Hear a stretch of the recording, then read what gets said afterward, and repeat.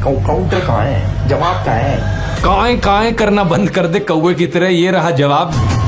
खतरनाक George Soros, जिनके बारे में इतनी कंस्पिरेसी थ्योरीज फैलाई जाती हैं, इनके बीजेपी के साथ मैंने डायरेक्ट लिंक्स दिखा दिए। लेकिन एल्विश ने जो लिंक बताया हर्ष मंदर का मेरे साथ, आप भी सुनकर चौंक जाएंगे कि कोई इस लेवल का बेवकूफ कैसे हो सकता है। वैसे मुझे तो लगता है ये खुद ही इतना बेवकूफ है, क्योंकि इसने ये भी नहीं नोटिस किया कि ये वाला जो आदिल अमन था जो मेरे फेसबुक ग्रुप में था, उसके नाम की स्पेलिंग अलग थी और इस वाले आदिल अमन के नाम की स्पेलिंग अलग है। ऑलरेडी तेरे ऊपर इतने सारे कोर्ट केसेस चल रहे हैं, जमानत पर तू बाहर है, और फिर वीडियो में ऐसी आकर बकवास करता है कि और तेरे ऊपर कोर्ट केसेस आ जाए। नमस्कार दोस्तों, कभी बिटोड़ा देखा है आपने? ये चीज, इसमें गोबर के बने हुए उपले रखे जाते हैं। हरियाणवी में एक कहावत है कि बिटोड़े के मुंह से उपले ही निकलेंगे। अभी कुछ हफ्ते पहले किसी दोस्त ने मुझे कहा कि एल्विश यादव ने मेरे ऊपर एक वीडियो बनाया है, मेरा क्या कहना है उस वीडियो को लेकर। मैंने कहा भाई क्या यार, क्या उम्मीद करते हो, बिठोड़े के मुंह से उपले ही निकलेंगे। अब वैसे तो दोस्तों इन गोदी यूट्यूबर्स का एक पूरा झुंड बैठा है जिसने पिछले कुछ महीनों में मेरे ऊपर एक से बढ़कर एक हमले करने की कोशिश करी है। कोई मुझे कभी कुत्ता कहता है, कोई कॉकरोच कहता है, कोई कहता है कि मेरी वाइफ पाकिस्तानी है, तो कोई मुझे बुली कहता है। लेकिन इन सभी में से एल्विश सही मायनों में इन बेवकूफों का सरदार है, क्योंकि जितनी अनाप शनाप बातें इसने अपने वीडियो में करी ना मेरे बारे में, जितने दुनिया भर के झूठ इसने फैलाए, उतने शायद ही किसी ने फैलाए। इसने मुझ पर जो वीडियो बनाई उसका कई सारे यूट्यूबर्स ऑलरेडी काउंटर कर चुके हैं। जिन्होंने भगवा रंग पहन रखा वो छपरी है कि सब छपरी हैं, ये जितने भी ये सैफरन गमछा ओढ़ते हैं। अरे एल्विश भाई, ध्रुव राठी ने ये कहीं नहीं कहा कि जो भगवा रंग पहनता है वो छपरी है, बल्कि वो लोग जो भगवा रंग पहन के मस्जिद के सामने जाकर हाथों में तलवार लेके घूमते हैं, वो लोग जो भगवा रंग पहन के राम का नाम खराब करते हैं, वो छपरी हैं।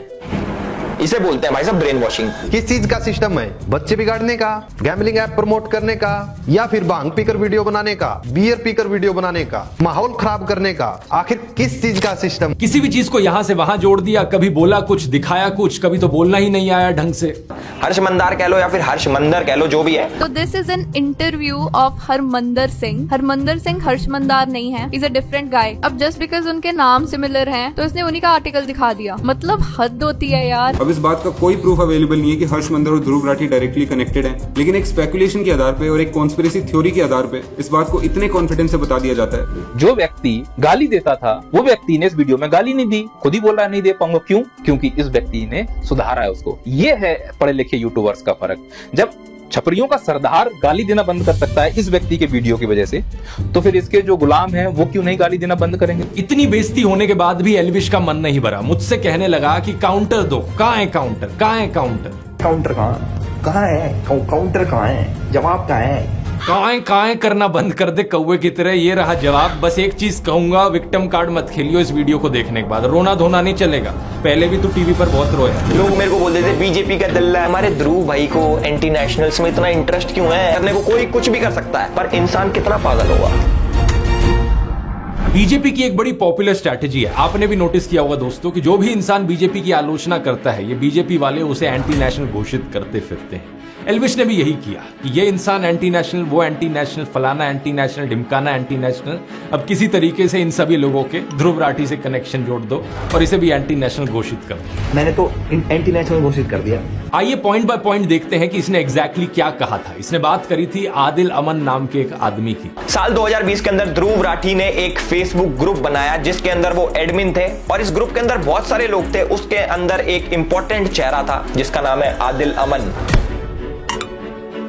पहली गलत इन्फो, साल 2020 में मैंने कोई ग्रुप नहीं बनाया। जिस ग्रुप की ये बात कर रहा है वो मैंने 2017 में बनाया था और 2020 तक तो मैंने उसे बंद कर दिया था। इस फेसबुक ग्रुप का नाम था ध्रुव राठी स्क्वाड। इसके साथ साथ मेरा एक फेसबुक पेज भी है सिर्फ ध्रुव राठी नाम से। इस ग्रुप को मैनेज करने के लिए मैंने कुछ एडमिन्स को चुना, उन लोगों में से जो मेरे फेसबुक पेज पर सबसे ज्यादा एक्टिव लोग थे। कौन ये लोग थे मैं नहीं जानता, मैंने सिर्फ इस बेसिस पर इन लोगों फेसबुक ग्रुप का एडमिन बनाया कि ये मेरे फेसबुक पेज पर सबसे ज्यादा लाइक और कमेंट करते थे। इनफैक्ट फेसबुक की खुद की ये सजेशन होती थी उस जमाने में। तो जो भी एडमिन्स थे मेरे फेसबुक ग्रुप के, उनमें से किसी से भी मैं आज तक पर्सनली कभी नहीं मिला।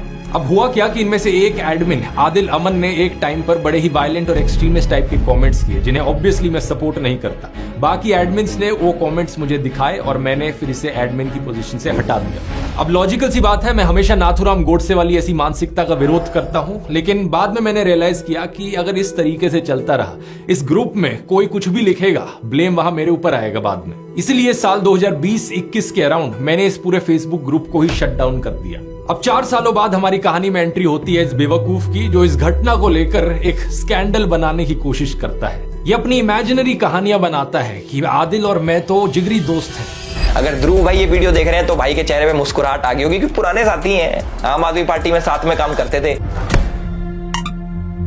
जब प्रधानमंत्री मोदी सड़क छाप मवालियों को ट्विटर पर फॉलो करते हुए दिखते हैं, तब तो ये गोदी इन्फ्लुएंसर सारा लॉजिक लगा देते हैं कि इसमें हमारे प्रधानमंत्री जी की क्या गलती।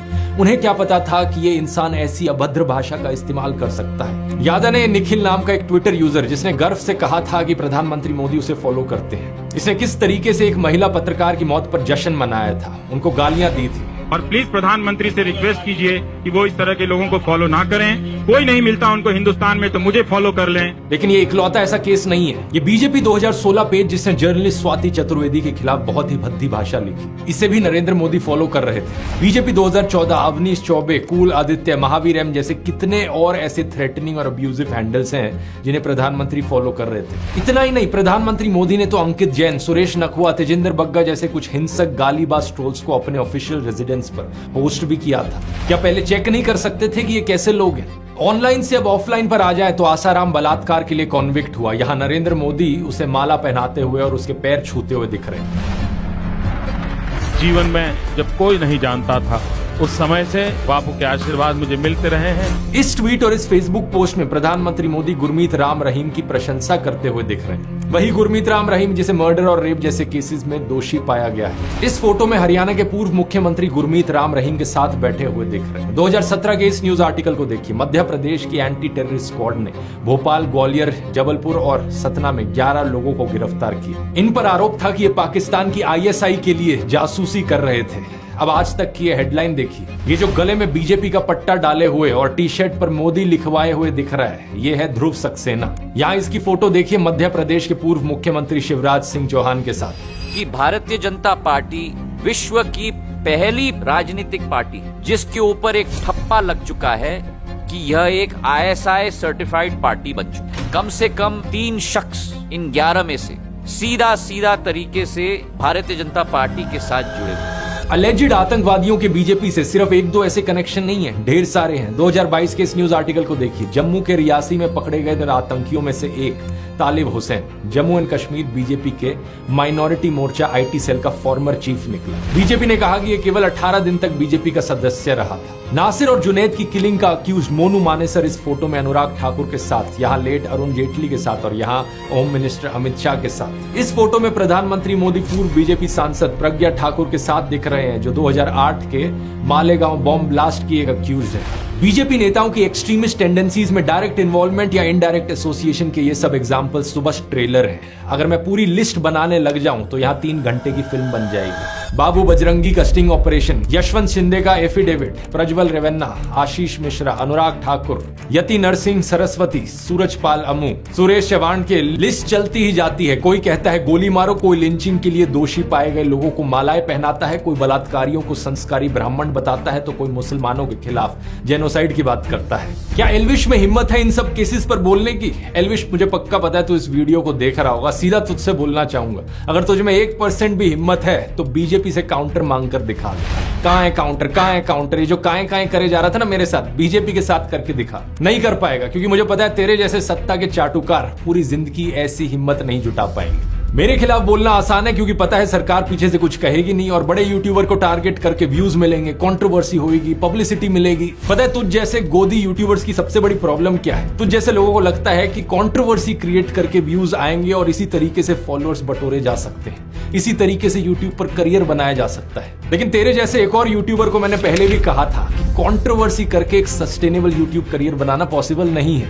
एक लिमिट तक ही लोग इस ड्रामे को बर्दाश्त करेंगे, उसके बाद लोगों को भी पता लग जाएगा तो ये ड्रामा जो करता है, कंट्रोवर्सी जो करता है, सिर्फ व्यूज के लिए करता है, पैसे के लिए करता है। असलियत में यूट्यूब पर अगर एक लॉन्ग टर्म करियर बनाना है तो उसके लिए ऑडियंस को कुछ जेन्युइन वैल्यू देनी पड़ेगी। ये चीज मैंने अपने यूट्यूब ब्लूप्रिंट कोर्स में सिखाई है। अगर तुझे नहीं समझ में आती तो जाकर कोर्स ले ले, तेरे लिए एक स्पेशल डिस्काउंट भी दे देता हूँ। कूपन कोड यूज कर elvish40 40% ऑफ मिलेगा। इस 7.5 घंटे के कोर्स में मैंने सब कुछ सिखाया है कि फिल्मिंग कैसे करनी है, एडिटिंग कैसे करनी है, मोनेटाइजेशन कैसे करी जाती है, इस करियर से पैसे कैसे कमाए जा सकते हैं बिना गैम्बलिंग और बेटिंग की एप्स को प्रमोट करें।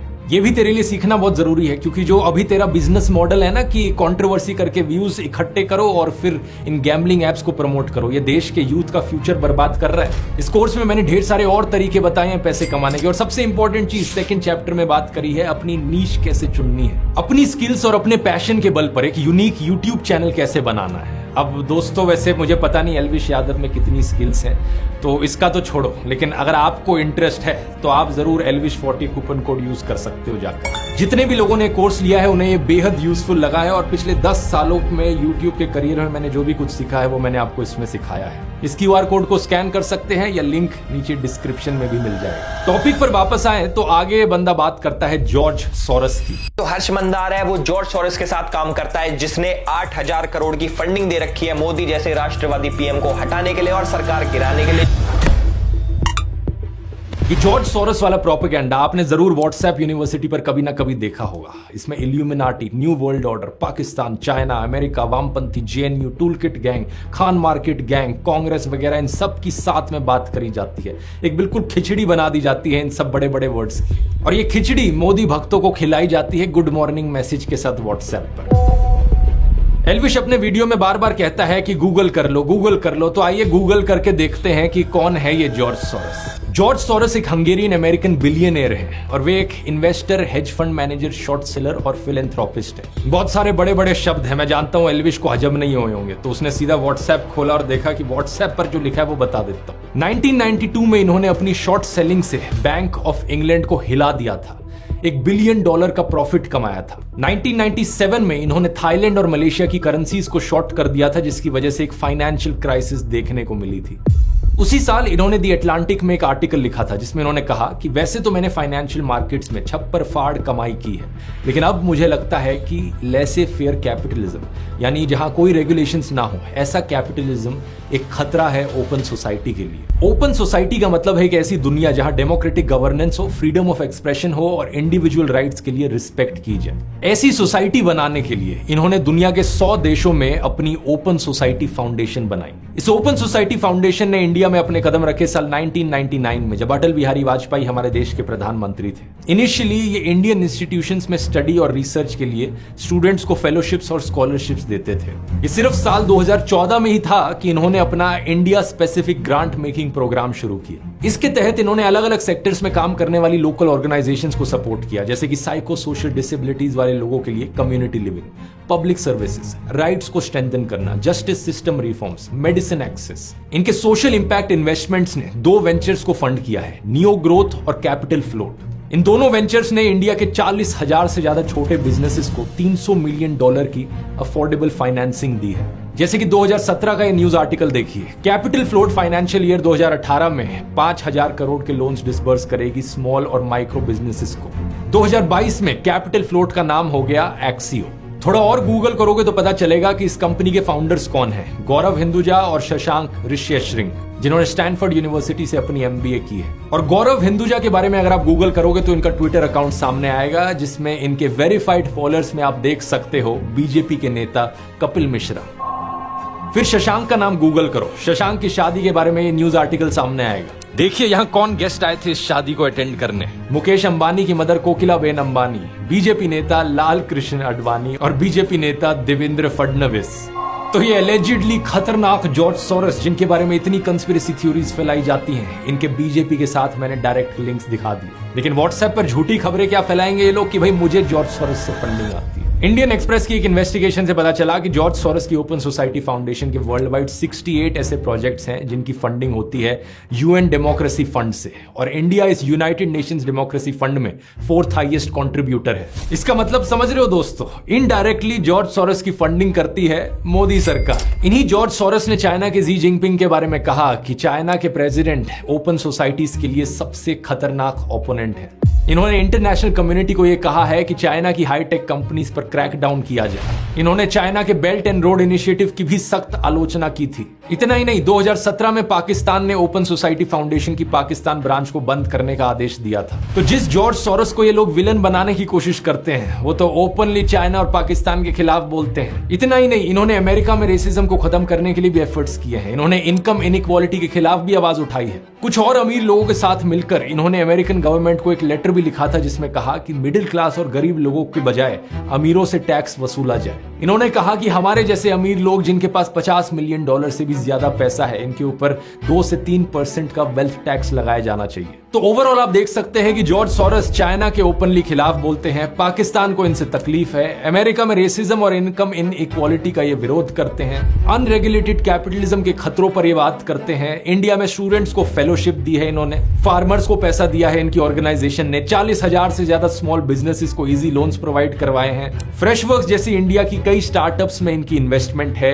और इंडियन गवर्नमेंट यूनाइटेड नेशंस के डेमोक्रेटिक फंड में डोनेट करती है जहां से इनके वर्ल्ड वाइड प्रोजेक्ट्स को पैसा मिलता है। यहां तक सुनने में तो सब ठीक ही लग रहा है, तो फिर प्रॉब्लम क्या है? प्रॉब्लम यह है कि इन्होंने इंडिया में डेमोक्रेसी के इरोजन पर कंसर्न जताया। प्रॉब्लम यह है कि इन्होंने नरेंद्र मोदी के खिलाफ भी बोला। प्रधानमंत्री मोदी और गौतम अडानी के एलिजिड नाजायज संबंधों के बारे में इन्होंने बात की। इन्होंने कहा कि नरेंद्र मोदी को अडानी क्राइसिस पर सवालों के जवाब देने होंगे ताकि फॉरेन इन्वेस्टर्स का विश्वास ना डगमगा। Modi and business tycoon Adani are close allies. Modi is silent on the subject, but he will have to answer questions from foreign investors and in parliament. और आप तो जानते ही हो कि गोदी इकोसिस्टम के हिसाब से मोदी भारत है और भारत मोदी है इन लोगों के लिए। इसलिए कोई भी प्रधानमंत्री मोदी की आलोचना करे, इन लोगों का गैंग उसे भारत विरोधी डिक्लेयर कर देता है, फिर चाहे वो रियाना हो, भारत के किसान हो या फिर जॉर्ज सोरोस हो। अब ये सारा तो व्हाट्सएप और गोदी मीडिया पर घूम रहा प्रोपेगेंडा है, लेकिन एल्विश की बेवकूफी तो इससे भी ज्यादा कमाल की है। एल्विश कहता है कि जॉर्ज सोरोस को राहुल गांधी की आंटी जानती है, इसलिए वो आंटी हमारे देश के लिए खतरा है। जो हमारे जॉर्ज सोरोस हैं वो हमारे राहुल गांधी जी की आंटी फौरी नेहरू के बहुत ही करीबी दोस्त हैं। गूगल पर सर्च करो तो पता चलेगा कि 2017 में ऑलरेडी इनका देहांत हो चुका है, 108 साल की उम्र पर। एक ऐसी महिला जो आज से 7 साल पहले ही गुजर चुकी है, वो भी 108 साल की उम्र पर। एल्विश की राय में वो देश के लिए खतरा है। और वैसे तो 2009 का इंडियन एक्सप्रेस का ये आर्टिकल देखो जिसमें बताया गया है कि फौरी नेहरू नेटिवली हंगरी से है, जहां से जॉर्ज सोरोस भी हैं। जॉर्ज सोरोस की तरह वो भी ज्यूइश थी। जब इंडिया में उनकी लव मैरिज हुई तो उन्होंने अपना नाम कर लिया था शोभा नेहरू। इस 2009 के आर्टिकल की हेडिंग है, मिस्टर सोरोस एक पुरानी दोस्त से मिलने गए। लेकिन 14 साल बाद 18 फरवरी 2023 में इसी को 2 गोदी वेबसाइट्स पब्लिश करती हैं और कहती हैं खुलासा खुलासा, जानिए बड़ा खुलासा है। 14 साल पुराने आर्टिकल को दिखाकर ये लोग नया खुलासा कहते हैं। ऐसा ही कुछ किया गया farmer prime minister Manmohan Singh की बेटी अमृत सिंह को लेकर। वैसे तो 2013 का यह आर्टिकल है जहां लिखा है प्रधानमंत्री की बेटी को मानव अधिकार कानून में जबरदस्त काम करने के लिए सम्मानित किया गया। उनकी रिपोर्ट का नाम था globalising torture, CIA secret torture and extraordinary rendition. यहाँ उन्होंने 136 लोगों के बारे में बताया जिन्हें टेरर सस्पेक्ट्स बनाकर 54 देशों की जेलों में डिटेन किया गया, टॉर्चर किया गया। और यहाँ पर यह भी बताया गया है कि वो ओपन सोसाइटी जस्टिस इनिशिएटिव के साथ काम कर रही हैं, जिन्होंने इस रिपोर्ट को पब्लिश भी किया है। लेकिन इसके 7 साल बाद गोदी मीडिया वेबसाइट इसे भी छापकर कहती है ये देखो नया खुलासा खुलासा खुलासा। लेकिन लेटेस्ट इंफॉर्मेशन अगर पता करने की कोशिश करी होती तो अब ये ओपन सोसाइटी फाउंडेशन में काम कर भी नहीं रही है। अब ये स्टैनफोर्ड यूनिवर्सिटी में लॉ की प्रोफेसर है। इसके बाद एल्विश बात करता है हर्ष मंदर की। हर्ष मंदार कह लो या फिर हर्ष मंदर कह लो, जो भी है। नहीं, पहली बात तो जो भी नहीं होता है, हर्ष मंदर है उनका नाम। कल को तेरे नाम को भी ऐसे करके कोई बोले कि एल्विश कह लो या एल्विश कह लो, जो भी है, ऐसे नहीं होता। दूसरा, आइए गूगल करते हैं कि अब ये कौन है। हर्ष मंदर एक फॉर्मर आईएएस ऑफिसर हैं जो 6 डिस्ट्रिक्ट्स में डिस्ट्रिक्ट हेड रहे हैं, डिविजनल कमिश्नर रहे हैं, मसूरी की Lal Bahadur Shastri IAS training academy में फैकल्टी रहे हैं और 2002 में इन्होंने गुजरात दंगों के विरोध में वॉलंटरी रिटायरमेंट ली थी। इन्होंने 24 किताबें लिखी हैं। इतनी किताबें एल्विश अपने 7 जन्मों में भी नहीं पढ़ पाए। पिछले 10 सालों में Dainik Bhaskar, Hindustan Times, the Hindu, Indian Express, Scroll, Live Mint, NDTV, Business Standard, Article 14 जैसे अखबारों और न्यूज पोर्टल्स के लिए कॉलम भी लिखे हैं।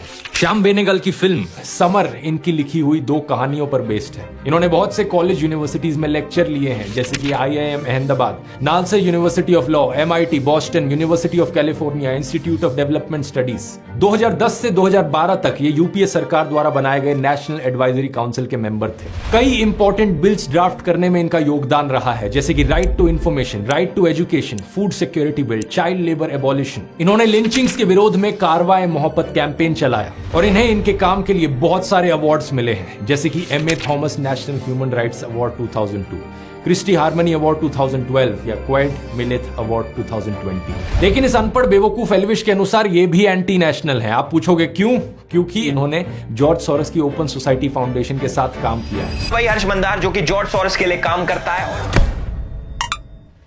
मतलब बिना सर पैर के जो मन में बकवास आए बोल डालो। अब सबसे इंटरेस्टिंग बात है कि इन सबसे मेरा क्या रिलेशन है। आज तक असलियत में दोस्तों मैं हर्ष मंदर से कभी मिला नहीं, ना मेरी उनसे आज तक कभी बात हुई। इनका नाम मैंने पहली बार एल्विश की वीडियो से ही सुना और जो भी ये इन्फॉर्मेशन मैंने आपको निकाल कर दी, इसका वीडियो देखने के बाद गूगल करके रिसर्च करके आपको दिखाई। लेकिन एल्विश ने जो लिंक बताया हर्ष मंदर का मेरे साथ, आप भी सुनकर चौंक जाएंगे कि कोई इस लेवल का बेवकूफ कैसे हो सकता है। एल्विश ने कहा कि मैंने सीए और मणिपुर पर जो वीडियो बनाया वो मैंने हर्ष मंदर के ट्वीट देखकर बनाया। 4 अगस्त 2023 को हर्ष मंदार ट्वीट करते हैं मणिपुर दंगों के ऊपर और ठीक 2 दिन बाद हमारे ध्रुव भाई की वीडियो आ जाती है।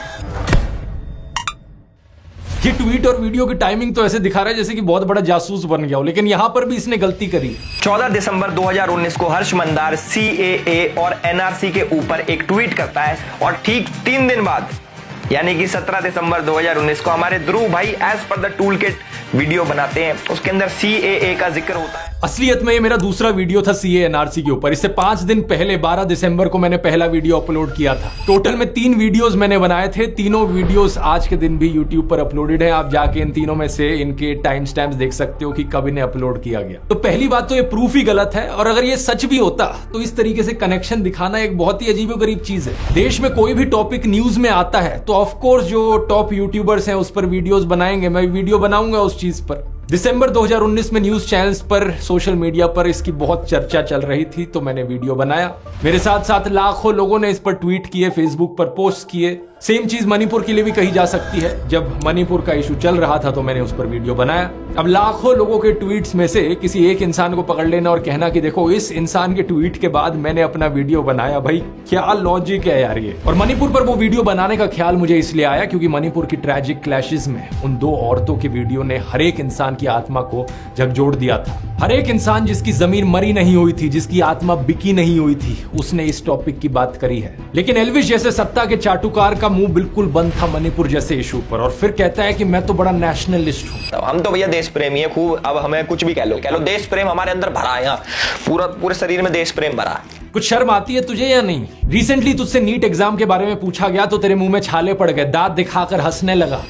गवर्नमेंट नीट एग्जाम, डॉक्टर्स के एग्जाम के पेपर लीक हुए, उस पर आपका क्या कहना है? क्योंकि ऑलरेडी एल्विश प्लीज और तू चाहता है कि बाकी लोग भी तेरी तरह किसी सोशियो पॉलिटिकल इश्यूज पर बोले ही ना कुछ। क्या तू अपने फैंस और व्यूअर्स को बिल्कुल ही बेवकूफ मानता है कि कुछ भी बचकाना बात वो हजम कर लेंगे तेरी? एल्विश को यह अंदेशा तो जरूर था कि ऐसी बचकाना बातों पर लोग यकीन नहीं करेंगे, इसलिए एक और पैंतरा खेला इसने। हर्ष मंदर के साथ मेरा कनेक्शन जोड़ने की कोशिश में ये आदिल अमन को बीच में ले आया। कहने लगा कि आदिल अमन एक्चुअली में अब जर्मनी में रहता है और हर्ष मंदर के साथ काम करता है। सबसे अच्छी बात यह है कि हमारे आदिल अमन भाई भी जर्मनी शिफ्ट हो चुके हैं और 2019 से कारवाए मोहब्बत नाम की एक NGO के साथ काम कर रहे हैं। इसके लिए इसने एक फेसबुक प्रोफाइल दिखाई पीछे प्रूफ के तौर पर, और जानते हो क्या दोस्तों, ये किसी और आदिल अमन की फेसबुक प्रोफाइल थी। लिटरली यहाँ पर दो अलग अलग इंसानों की बात करी जा रही थी। या तो ये खुद इतना बेवकूफ है कि इसने चेक भी नहीं किया कि यहाँ पर किसका फेसबुक प्रोफाइल दिखा रहा है, या फिर ये सही मायनों में अपने व्यूअर्स को बेवकूफ समझता है। वैसे मुझे तो लगता है ये खुद ही इतना बेवकूफ है, क्योंकि इसने ये भी नहीं नोटिस किया कि ये वाला जो आदिल अमन था जो मेरे फेसबुक ग्रुप में था, उसके नाम की स्पेलिंग अलग थी और इस वाले आदिल अमन के नाम की स्पेलिंग अलग है। ये नहीं सोचा इसने कि सेम इंसान कैसे हो सकते हैं। ये जो दूसरा वाला आदिल अमन है, इसकी ये फेसबुक पोस्ट देखिए। 1 जून 2024 की शाम को मुझे दोस्तों ने बताया कि मेरा नाम एक फेसबुक प्रोफाइल एल्विश यादव नाम के यूट्यूबर द्वारा मिसयूज किया जा रहा है। एल्विश जो अभी जमानत से बाहर है, उसके यूट्यूब पर 15 मिलियन सब्सक्राइबर्स है और इंस्टाग्राम पर 16 मिलियन फॉलोअर्स। मैं एक रिसर्चर हूं और यूनिवर्सिटी ऑफ ग्योटिंगन में मास्टर्स कर रहा हूं। मेरा किसी भी राजनीतिक पार्टी या उनके स्टूडेंट विंग से कोई भी एफिलिएशन नहीं है, जैसा कि एल्विश ने अपने वीडियो में दावा किया। वीडियो से ही ये क्लियर है कि एल्विश ने जिस कमेंट की बात की है वो मैंने नहीं किया, और मेरी फेसबुक प्रोफाइल का इस्तेमाल किया गया मेरे फॉर्मर एम्प्लॉयर हर्ष मंदर और ध्रुव राठी के बीच लिंक दिखाने के लिए। इस जानबूझकर की गई डिफेमेशन, मिस रिप्रेजेंटेशन की वजह से एल्विश के फॉलोअर्स ने गालियों वाले मैसेजेस मेरे फेसबुक इनबॉक्स में भर दिए हैं। मुझे और मेरे परिवार को चोट पहुंचाने की धमकियां दी हैं। ट्विटर पर भी मैंने देखा कि इस मिस इन्फॉर्मेशन की वजह से मेरी गिरफ्तारी की डिमांड करने लगे हैं लोग। अबे बेवकूफ एल्विश, तेरी वजह से कोई निर्दोष आदमी को वहां गालियां मिल रही हैं। शर्म आती है कि नहीं तुझे? आगे देखिए क्या लिखा है। मेरे वकील ने 3 जून को एल्विश यादव को एक लीगल नोटिस भेजा, ये बताते हुए कि जो कमेंट उसने मुझे एट्रीब्यूट किए हैं वो कमेंट मैंने किए ही नहीं और ना ही मैंने किसी प्रोटेस्ट को ऑर्गेनाइज किया है। हमने उसे 3 दिन दिए थे वीडियो हटाने के लिए और एक क्लैरिफिकेशन इशू करने के लिए। 3 दिन बीत चुके हैं और अब मैं एल्विश यादव के खिलाफ एक लीगल केस करूंगा, मेरी रेपुटेशन को नुकसान पहुंचाने के लिए और मेरे परिवार की सेफ्टी को थ्रेटन करने के लिए। इसलिए मैंने वीडियो के शुरू में ही कहा था, रोना मत एल्विश, जो तू बकवास करता है उसका एक्चुअली में किसी की लाइफ पर असर पड़ता है। ऑलरेडी तेरे ऊपर इतने सारे कोर्ट केसेस चल रहे हैं, जमानत पर तू बाहर है और फिर वीडियो में ऐसी आकर बकवास करता है कि और तेरे ऊपर कोर्ट केसेस आ जाए। एल्विश ने अपने वीडियो में कहा कि कोई भी आर्टिकल फार्टिकल दिखाकर किसी को भी कुछ भी साबित किया जा सकता है। मान लो कैमरामैन है, मुझे इसको गलत साबित करना है, मैं भाई कर दूंगा कैसे न कैसे करके, आर्टिकल पार्टिकल दिखा के। और यही चीज एग्जैक्टली एल्विश ने अपने वीडियो में करी। मैं पूछना चाहूंगा, जरा अपनी ऑडियंस को बता दे, ये सब जो तूने किया सिर्फ व्यूज और पैसे के लिए किया या फिर ऊपर से कोई पे भी कर रहा था तुझे? हर्ष मंदर की बात करते हुए इसने एक आर्टिकल दिखाया, एक लाइन को अंडरलाइन कर दिया कि मेरे माता पिता तांजानिया में ब्रिटिश पुलिस के लिए काम करते थे। अब इस आर्टिकल को देखो, यहां तो मंदर की बजाय सिंह लिखा है। इस आर्टिकल की ये लाइन को मैंने गूगल पर सर्च किया डबल कोट्स के साथ, तो ये वाला आर्टिकल सामने आया। ये एक इंटरव्यू था कैप्टन हरमंदर सिंह के साथ, जो कि एक बहादुर ऑफिसर थे। इनका जन्म साल 1926 तांजानिया में हुआ था और जब वो सिर्फ 33 साल के थे, यानी कि 1959 में चाइना ने तिब्बत पर अटैक कर दिया था। उस समय कैप्टन हरमंदर सिंह ने दलाई लामा को बचाकर भारत लाने में एक अहम भूमिका निभाई थी। पद्म अवार्ड्स की सरकारी वेबसाइट पर हम देख सकते हैं कि इन्हें 1960 में पद्मश्री से सम्मानित किया गया। अबे एल्विश, और कुछ नहीं तो कम से कम ऐसे बहादुर ऑफिसर का तो सम्मान कर लेता।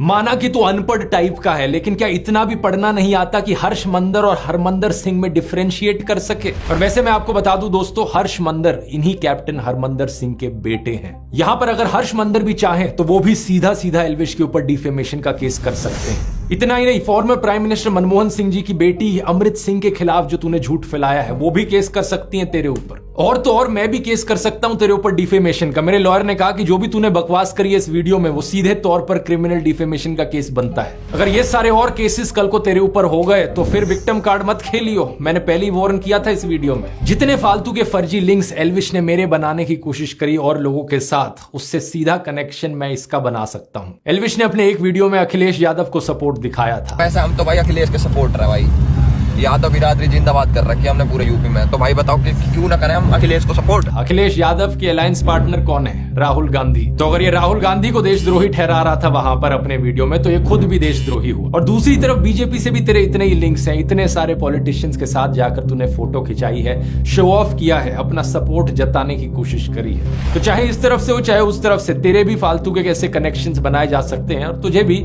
एंटी नेशनल घोषित किया जा सकता है। मैंने तो एंटी नेशनल घोषित कर दिया, अब देखो एनआईए ने पकड़ लिया। एल्विश, तेरे जितने भी झूठ पकड़े हैं मैंने अभी तक सिर्फ 5-6 मिनट के वीडियो के सेक्शन में पकड़े हैं, अभी तो और झूठ पकड़ने बाकी है। पकड़ लिया। तूने और बहुत सारे आरोप लगाए थे मेरे ऊपर कि कैसे मैंने अपने व्हाट्सएप चैनल पर झूठी जानकारी फैलाई, टेलीग्राम पर पोर्नोग्राफिक कंटेंट शेयर किया, क्या क्या बकवास तू इमेजिन करता है। कभी तूने कहा कि मैं कोई फर्जी कॉइन प्रमोट करता हूं, कभी तूने कहा कि मेरा आम आदमी पार्टी के साथ लिंक है। जो तूने गंदगी फैलाई है इसको साफ करने में एक और वीडियो लगेगा। आगे के एक वीडियो में दोस्तों बाकी सारे आरोपों को भी डिटेल में समझेंगे और इस एल्विश यादव की असली पर्सनैलिटी को भी पकड़ेंगे। इतने एल्विश थोड़ा इंट्रोस्पेक्ट कर, अंकल आंटी से जाकर बात कर, उन्हें ये वीडियो दिखा, उन्हें भी बता कि कितने और कोर्ट केसेस अब तेरे ऊपर किए जा सकते हैं। और हाँ, विक्टिम कार्ड मत खेलना, मुझे नहीं चाहिए कि तू दोबारा से जाकर किसी न्यूज चैनल पर रोना धोना कर। अगर आपको दोस्तों इंटरेस्ट है यूट्यूब को पार्ट टाइम जॉब या फुल टाइम करियर बनाने में, तो यूट्यूब ब्लूप्रिंट का लिंक नीचे डिस्क्रिप्शन में मिल जाएगा, या फिर आप इस QR कोड को स्कैन कर सकते हैं। कूपन कोड है ELVISH40। तब तक के लिए मैं बताना चाहूंगा, ऐसी वीडियो मैंने पहले भी बनाई थी एल्विश के ऊपर, यहाँ क्लिक करके वो देख सकते हो अगर देखना चाहो कि किस तरीके से ऐसे यूट्यूबर्स